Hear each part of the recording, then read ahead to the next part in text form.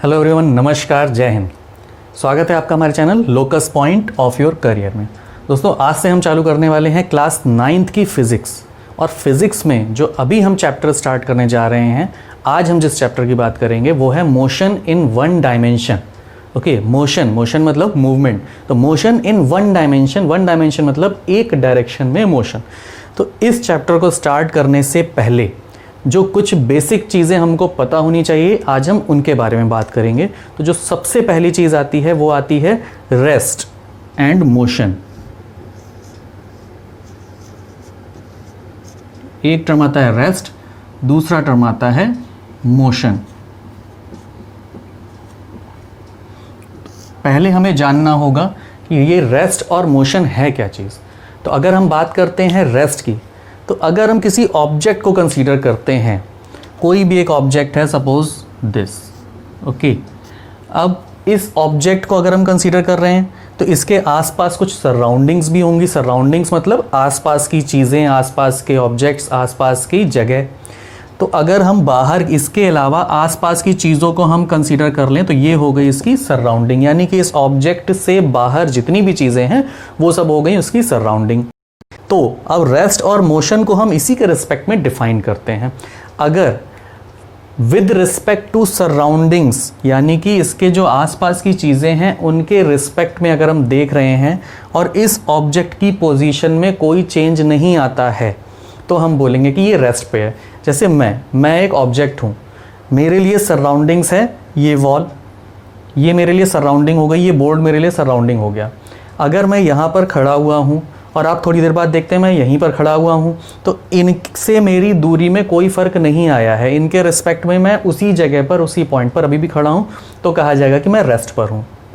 लेकिन अगर मैं थोड़ा सा मूव कर गया, तो अब जो मेरी सराउंडिंग्स थी, यानी कि ये वॉल और ये बोर्ड, इन दोनों से मेरी जो पोजीशन है अब देखा जाए तो पहले के कंपैरिजन में अब चेंज हो चुकी है। तो इसका मतलब होगा कि मैं मूव किया हूँ। ओके, तो यही एक डिफरेंस है। अगर सराउंडिंग्स के रिस्पेक्ट में कोई ऑब्जेक्ट की पोजीशन में कोई चेंज या बदलाव नहीं आ रहा है तो उसको हम बोल देते हैं कि वो रेस्ट पर है, और अगर ये बदलाव आ रहा है तो वो मोशन में है। ठीक है, अब मोशन की जब हम बात करेंगे तो मोशन फर्दर हम इसको अगर देखें तो मोशन हो सकता है वन डायमेंशनल,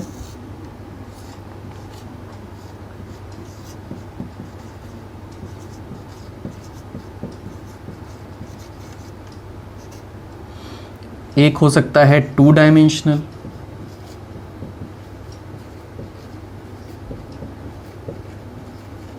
और हो सकता है थ्री डायमेंशनल।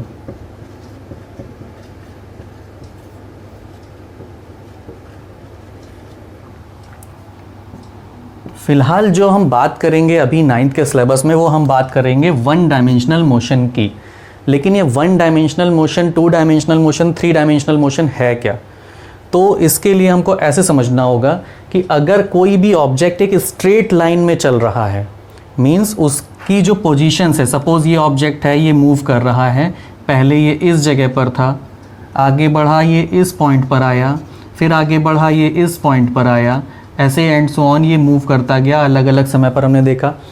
इसकी सारी पोजीशंस जो हैं, अगर ये एक स्ट्रेट लाइन में आ रही हैं, ठीक है, यानी कि ये एक स्ट्रेट लाइन में मूव किया है, तो इसको हम बोल देंगे वन डायमेंशनल मोशन। ठीक है, अगर इसकी जगह पर ऑब्जेक्ट कहीं कर्व के फॉर्म में मूव कर रहा है, कर्व मींस एक पोजीशन ये थी, दूसरी पोजीशन यहाँ आ गई, तीसरी यहाँ आ गई, चौथी यहाँ आ गई, एंड सो ऑन, ऐसे मूव करता गया, तो ये इस तरह से कुछ मूव कर रहा है। ओके, तो ये जो इसकी मूवमेंट हो रही है, इस मोशन को हम बोल देते हैं टू डायमेंशनल मोशन। और अगर थ्री डायमेंशनल की बात करते हैं तो थ्री डायमेंशन मतलब हो गया एक स्पेस। लाइक अभी हम टू डायमेंशनल तक जब तक थे तो हम एक प्लेन की बात कर रहे थे। लाइक आपका पेपर जो है, पेज पर अगर हम बात कर रहे हैं, कोई ऑब्जेक्ट आपका पेज पर, आपने जैसे पेन चलाया, आपने स्ट्रेट लाइन में चलाया, तो ये हो गया स्ट्रेट लाइन मोशन या वन डायमेंशनल मोशन। अगर पेन की टिप आपने ऐसे चलाई है तो ये हो गया टू डायमेंशनल मोशन। लेकिन अगर इसकी जगह एक बॉक्स ले लेते हैं, जैसे ये एक रूम है, इस रूम में कहीं पर बीच में मोशन हो रहा है, तो इस रूम में 3 एक्सिस हैं। ओके, जैसे ये हो गया आपका वाई एक्सिस, ये हो गया एक्स एक्सिस, ये हो गया जेड एक्सिस। इन तीनों के रिस्पेक्ट में अलग अलग मूव कर रहे हैं, अलग अलग पोजीशंस होंगी अलग अलग टाइम पर, तो हम बोल देते हैं उसको 3 डायमेंशनल मोशन। ओके, तो बेसिक्स ऑफ ये जो एक्सिस मैंने बताया एक्स वाई जेड, इनके बेसिक्स के लिए मैं एक लेक्चर अलग से डालूंगा। ये एक्स एक्सिस, ये वाई एक्सिस, ये जेड एक्सिस।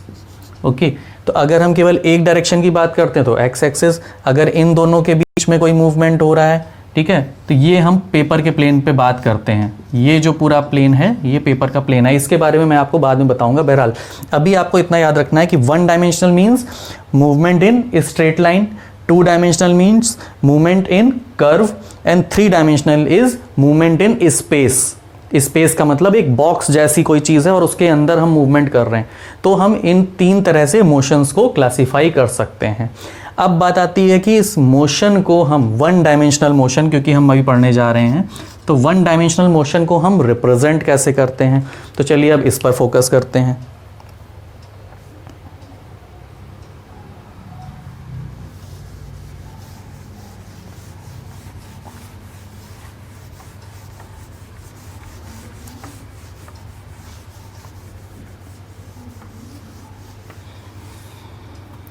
तो अब हम जो बात करने जा रहे हैं वो है रिप्रेजेंटेशन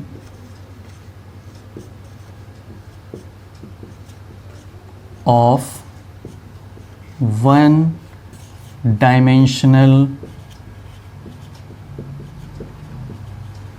मोशन।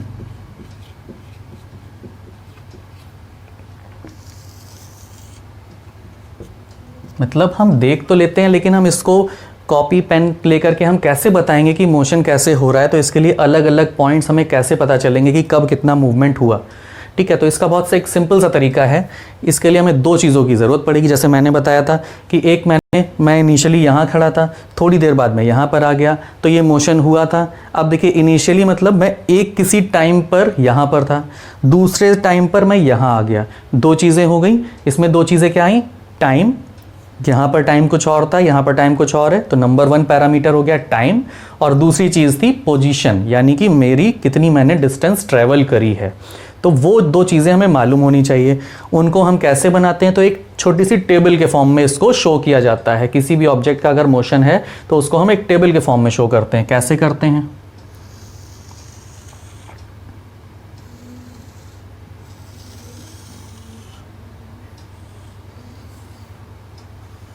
कि एक ये हमने बॉक्स बनाया, इसमें 2 पार्ट कर लेते हैं।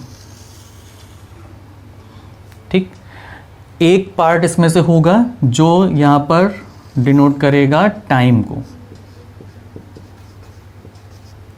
ओके, इसको हम टी से रिप्रेजेंट करते हैं, टाइम टी, और इसकी यूनिट होगी सेकंड। ठीक है, second is the unit of time. ठीक, दूसरी जो चीज होगी वो होगी पोजीशन।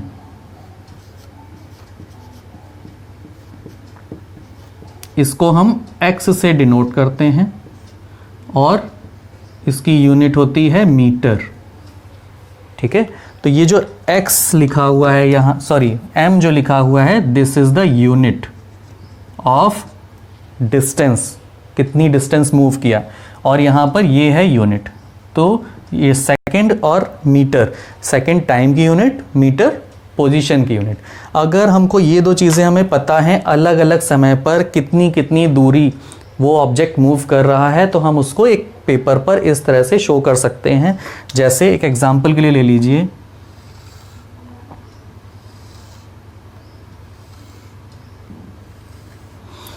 हमने मान लिया कि कोई एक ऑब्जेक्ट है, उसके लिए हमको पता है कि इनिशियली उसकी जो पोजीशन थी हम उसको 0 मान लेते हैं।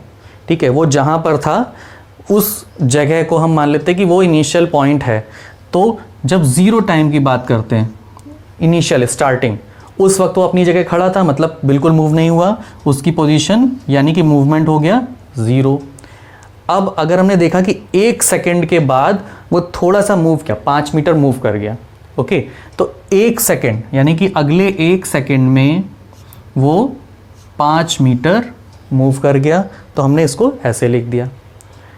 फिर 1 सेकेंड बाद हमने देखा, यानी कि अब टोटल कितना हो गया, 1 + 1 2 सेकेंड। अगर टोटल 2 सेकेंड पर 0 से लेके 2 सेकेंड के बाद हमने उसकी पोजीशन देखी तो वो 20 मीटर की डिस्टेंस तक पहुंच चुका था। तो अब हो गई 2 सेकेंड के बाद अगर उसकी पोजीशन है 20 मीटर्स। 3 सेकेंड के बाद जब हमने देखा तो 3 सेकेंड के बाद सपोज उसकी पोजीशन हमको मिलती है 45 मीटर 3 सेकेंड के बाद। ऐसे ही आगे मान लिया कि 4 सेकेंड पर हमने जब देखा, ठीक है, कि 0 सेकेंड पर तो 0 चला था, कुछ नहीं चला था। 1 सेकेंड जैसे ही हुआ हमने देखा वो 5 मीटर पहुंच गया। 2 सेकेंड हुए 20 मीटर पहुंच चुका है। 3 सेकेंड घड़ी पे देखा 45 मीटर्स पहुंच चुका है। 4 सेकेंड्स पर देखा हमने तो हमने सपोज वो पहुंच गया 80 मीटर्स। ठीक है, तो ये तो हो गई टेबल। हमको अगर अलग अलग पता है कि इतने टाइम पर इतनी दूरी ये पहुंच गया, यानी कि इसकी पोजीशन जो थी वो यहाँ से स्टार्ट होके 1 सेकेंड के बाद 5 मीटर पे पहुंची, 2 सेकेंड के बाद 20 मीटर, 3 सेकेंड के बाद 45, 4 के बाद 80 मीटर्स। अब इसको हम कैसे शो करते हैं, तो उसको हम एक स्ट्रेट लाइन मोशन होता है, ये 1 डायमेंशनल मैंने बोला था स्ट्रेट लाइन। तो सिंपल सा तरीका है कि जब ये स्ट्रेट लाइन मोशन है तो हम पहले एक स्ट्रेट लाइन बना लेते हैं।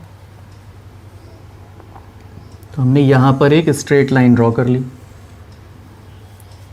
ओके, अब यहाँ पर देखिए कितनी पोजीशंस हमको पता है, 1 2 3 4 5 पोजीशंस हैं, 0 से स्टार्ट हो रही हैं। तो सपोज ये हो गया 1 2 3 4 5 अलग अलग पोजीशंस हो जाएंगी। ठीक है, तो अब हम इसको कैसे शो करते हैं, देखिए इनिशियल पॉइंट क्या था इसका, इनिशियल जो था वहाँ पर था t = 0 की जब हम बात करते हैं तो ये हो गया t = 0 यानी कि स्टार्टिंग पॉइंट। t = 0 पर पोजीशन क्या थी, तो वो थी x = 0। ठीक, फिर जब 1 सेकेंड पर हमने देखा यानी कि t = 1, तो दूसरा हमको जो पॉइंट मिलता है वो है t = 1 सेकेंड। ठीक है, 1 सेकेंड पर इसकी पोजीशन थी 5 मीटर्स, यानी कि अब x की वैल्यू हो गई 5। सिमिलरली 3 सेकेंड्स पर हम जब बात कर रहे हैं, सॉरी 2 सेकेंड्स पर, तो t = 2 हो जाएगा और यहाँ पर x की वैल्यू हो गई यानी कि पोजीशन हो गई 20। जब हमने 3 सेकेंड पर देखा तो x की वैल्यू यहाँ पर हो गई 45 यानी कि पोजीशन जो थी वो 45 मीटर्स हो गई थी। अब 45 मीटर ट्रैवल कर चुके थे हम। फिर 4 सेकेंड्स पर देखा, जो लास्ट इसकी पोजीशन थी, उस वक्त x यानी कि जो पोजीशन थी, जो डिस्टेंस इसने ट्रैवल करी है वो थी 80 मीटर्स। तो इस तरह से हम ऑन पेपर शो करते हैं 1 डायमेंशनल मोशन को।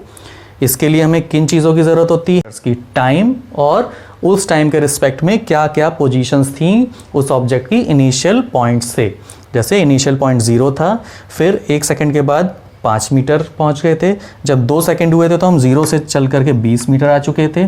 3 सेकेंड हुए थे तो हम 0 से चल करके 45 मीटर आ चुके थे। और लास्ट जो 4 सेकेंड पर हमने देखा तो 0 से चलकर हम 80 मीटर्स की डिस्टेंस ट्रैवल कर चुके थे। तो ये हो गया रिप्रेजेंटेशन ऑफ 1 डायमेंशनल मोशन। ठीक है, अब जो अगली हम बात करने जा रहे हैं वो हम बात करने जा रहे हैं डिस्टेंस की। और डिस्टेंस के साथ एक चीज़ और एक बहुत इंपॉर्टेंट आ जाती है जो आपको बहुत कंफ्यूज करेगी, उसको हम डिस्कस करते हैं। वो टर्म होता है डिस्प्लेसमेंट।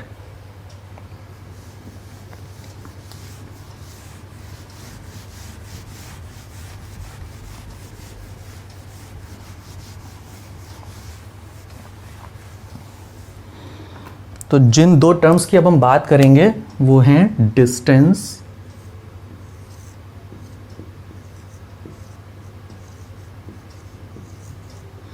And displacement.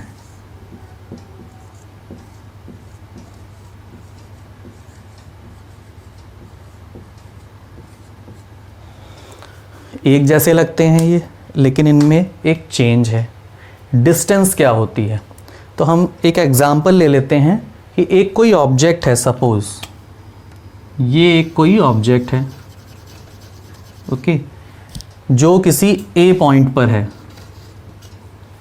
ये ए पॉइंट पर है। अभी इसको हमने जब कुछ देर बाद देखा तो ये इस तरह से चल के गया और ये बी पॉइंट पर पहुंच गया, यानी कि इसका इनिशियल पॉइंट, जो स्टार्टिंग पॉइंट था वो था ए और फाइनल पॉइंट था बी। तो ये इस तरह से चल के गया, ये तो इसका एक्चुअल पाथ हो गया, जो रास्ता इसने तय किया। ठीक है, जैसे ये समझ सकते हैं कि हम ए से चले और ये कोई रोड है, इस रोड से चल के हम बी तक पहुंच गए। तो अब अगर हम बात करते हैं डिस्टेंस की, ठीक है, तो डिस्टेंस क्या है? डिस्टेंस सिंपली हम इस पूरे रास्ते को हम नाप लें कि ये कितना हम चले हैं यहाँ से यहाँ तक। ठीक है, तो ये जो पूरा कर्व की लेंथ है, ठीक है, इस लेंथ को हम बोलेंगे डिस्टेंस। ठीक है, यानी कि length of the path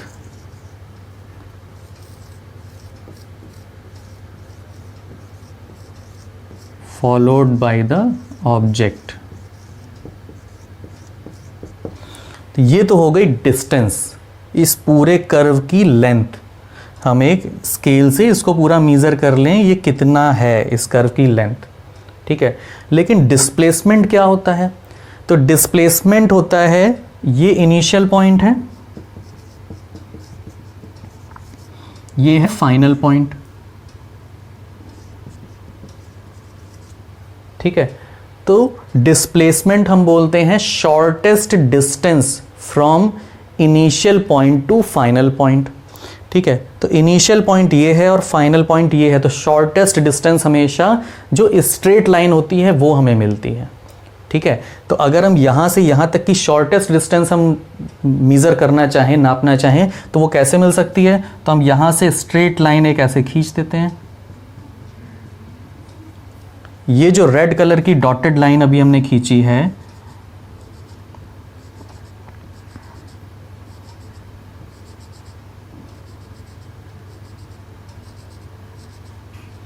okay, ये रेड वाली जो लाइन है ये हो जाएगा इसका डिस्प्लेसमेंट, जबकि ये जो कर्व है, ये इस पूरे कर्व की लेंथ जो होगी वो हो जाएगी डिस्टेंस। ये एक छोटा सा डिस्टेंस है, तो इसको हम लिख सकते हैं shortest distance from initial position of object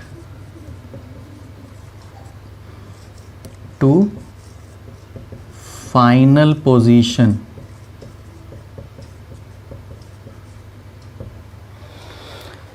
ठीक है, तो शॉर्टेस्ट डिस्टेंस जब होगी उसको हम बोलेंगे डिस्प्लेसमेंट, जबकि पूरा जो पाथ फॉलो किया उसकी लेंथ को हम बोल देते हैं डिस्टेंस।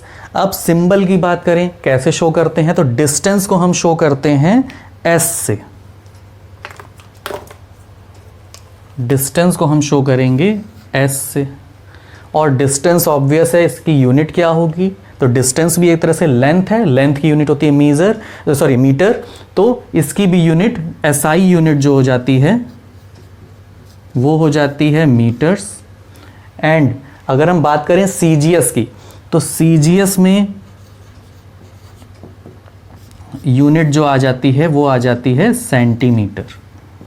ओके, तो इसको इस तरह से इसका नोटेशन होता है, सिंबल जो है डिस्टेंस का होता है S, unit is metres and CGS unit is centimetres. बात करें अगर हम डिस्प्लेसमेंट की, तो डिस्प्लेसमेंट एक वेक्टर क्वांटिटी है, ये हमको हमेशा डायरेक्शन भी बताएगी कि कहाँ से कहाँ तक हम गए हैं, किस डायरेक्शन में। और जब भी कोई वेक्टर क्वांटिटी होती है तो उसको हम एरो के साथ ऐसे शो करते हैं। वेक्टर क्या होता है ये मैं आपको बाद में बताऊंगा। ओके, तो डिस्टेंस एस से डिनोट करते हैं और डिस्प्लेसमेंट को हम एस और एस के ऊपर एक एरो से शो करते हैं। ओके, क्योंकि ये हमको हमेशा डायरेक्शन भी बताती है लाइक डिस्टेंस अगर हम बोल देते हैं कि कोई एक ऑब्जेक्ट है, वो किसी पॉइंट से स्टार्ट करता है चलना और उसके बाद 2 सेकेंड में वो 10 मीटर्स चला जाता है, तो यहाँ जो 10 मीटर्स है इसको हम खाली डिस्टेंस बोलेंगे। लेकिन अगर हम ये बोल देते हैं कि एक ऑब्जेक्ट है, वो अपने इनिशियल पॉइंट से स्टार्ट करता है चलना और नॉर्थ डायरेक्शन की तरफ 10 मीटर्स चला जाता है, तो अब मैंने क्या बताया, अब मैंने एक तो उसकी डिस्टेंस कितनी उसने ट्रैवल की वो बताई, प्लस मैंने डायरेक्शन बताई कि वो अपनी पोजीशन से नॉर्थ की तरफ 10 मीटर्स जा रहा है। तो अब इसमें डायरेक्शन भी है, तो अब ये हो गया डिस्प्लेसमेंट। ठीक है, तो ये दोनों में एक डिफरेंस आ जाता है।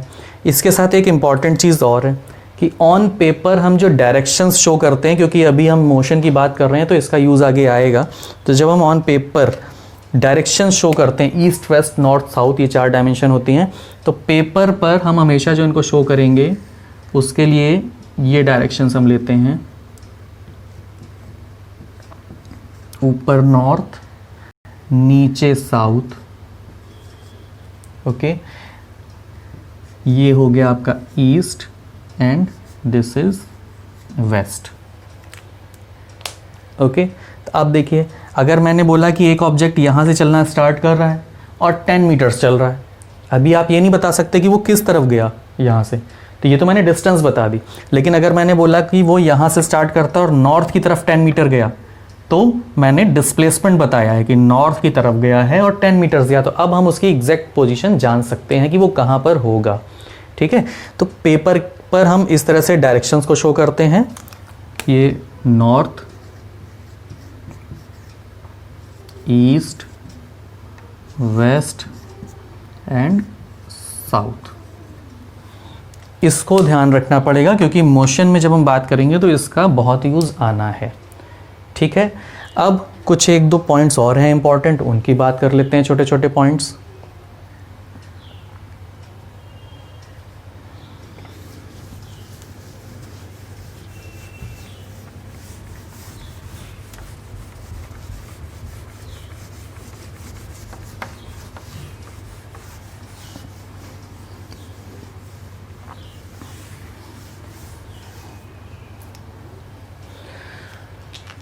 तो डिस्टेंस जो होती है इन जनरल, डिस्टेंस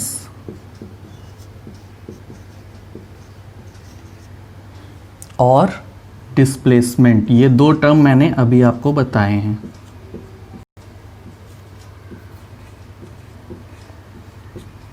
ठीक है, अगर डिस्टेंस और डिस्प्लेसमेंट की बात करें तो ये इक्वल होंगे, ये ज़रूरी नहीं है। ठीक है, क्यों?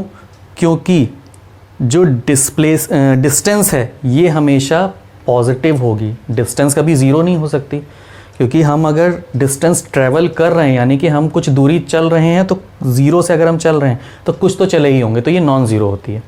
लेकिन डिस्प्लेसमेंट ज़ीरो हो सकता है, क्यों? क्योंकि कोई एक ऑब्जेक्ट था, वो यहाँ से चला, ठीक है, यहाँ से इनिशियल पॉइंट ए से चलता है और ऐसे घूम करके दूसरी जगह से, सब जगह से होकर के घूम करके यहीं पर वापस आ जाता है, ऐसे ऐसे गया और घूम करके वापस आ गया। ठीक है, तो यहाँ इनिशियल पॉइंट और फाइनल पॉइंट तो एक ही हो गया। ठीक है, तो जो टोटल डिस्टेंस इसकी हम अब बात करेंगे तो डिस्टेंस तो हो गई, जो पाथ इसने फॉलो किया था उसकी लेंथ हम नाप लें, ये तो हो गई डिस्टेंस। लेकिन डिस्प्लेसमेंट क्या था? डिस्प्लेसमेंट था final point minus initial point, final position और इनिशियल पोजीशन इन दोनों के बीच की डिस्टेंस। तो फाइनल पोजीशन भी ए है, इनिशियल पोजीशन भी ए थी, यानी कि डिस्प्लेसमेंट यहाँ पर इस केस में हो जाता है 0, जबकि डिस्टेंस कुछ ना कुछ पॉजिटिव होगी। यहाँ से चल के आया है तो डिस्टेंस की कोई वैल्यू होगी। ठीक है, तो डिस्टेंस 0 नहीं होगी, ये पॉजिटिव में होगी, जबकि डिस्प्लेसमेंट जो है ये 0 हो सकता है। ठीक, डिस्प्लेसमेंट नेगेटिव भी हो सकता है। ठीक है, 0 और नेगेटिव। नेगेटिव कैसे हो सकता है? अगर हम डायरेक्शन हम ले रहे हैं कि ये इस तरफ हमने ले लिया है पॉजिटिव, और ये ऑब्जेक्ट यहाँ से गया और घूम करके फिर ये घूम करके यहाँ कहीं आ गया नीचे, तो नीचे की तरफ तो हम नेगेटिव लेके चल रहे थे। ठीक है, इधर पॉजिटिव लेके चलते हैं, इधर नेगेटिव हम एज्यूम कर लेते हैं, तो ये नेगेटिव हो सकता है। बहरहाल ये मैं क्वेश्चन में आपको बताऊंगा। तो ये चीज़ें आपको ध्यान रखनी है। लेकिन अगर बात करते हैं हम स्ट्रेट लाइन मोशन की, जो हम मेनली पढ़ेंगे अब, अगर ऑब्जेक्ट स्ट्रेट लाइन में चल रहा है, ठीक है, स्ट्रेट लाइन मोशन के केस में, यानी कि वन डायमेंशनल में स्ट्रेट लाइन में जब हम बात करेंगे तो ये इक्वल होंगे, ठीक है। ये कंडीशन है for straight line motion.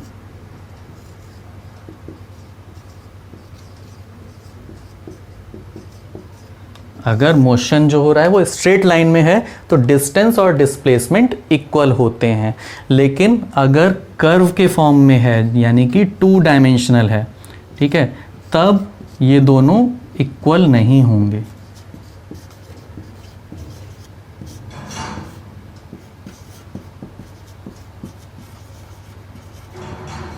Okay, तो उस केस में ये दोनों इक्वल नहीं होंगे। आज के वीडियो में हम इतनी ही बात करेंगे। नेक्स्ट वीडियो में हम जो बात करेंगे, नेक्स्ट वीडियो का जो हमारा टॉपिक होगा नेक्स्ट क्लास का, वो होगा स्पीड एंड वेलोसिटी, और इसके साथ हम बात करेंगे एक्सेलरेशन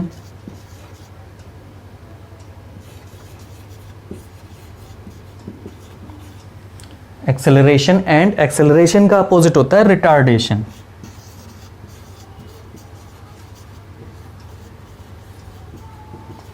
ठीक है, तो स्पीड एंड वेलोसिटी में तो वही रिलेशन हो जाता है जो डिस्टेंस और डिस्प्लेसमेंट में है, लेकिन एक्सेलरेशन और रिटार्डेशन की हम बात करते हैं तो ये दोनों अपोजिट चीज़ें, इनके बारे में हम नेक्स्ट लेक्चर में बात करेंगे। ओके, तब तक इस लेक्चर को आप एक बार रिवाइज कर लीजिएगा। कोई डाउट हो तो आप हमें कमेंट बॉक्स में उसमें क्वेश्चन पूछ सकते हैं, हम उसको क्लियर करेंगे अगले लेक्चर में। ओके, ध्यान रखिए अपना। Thank you.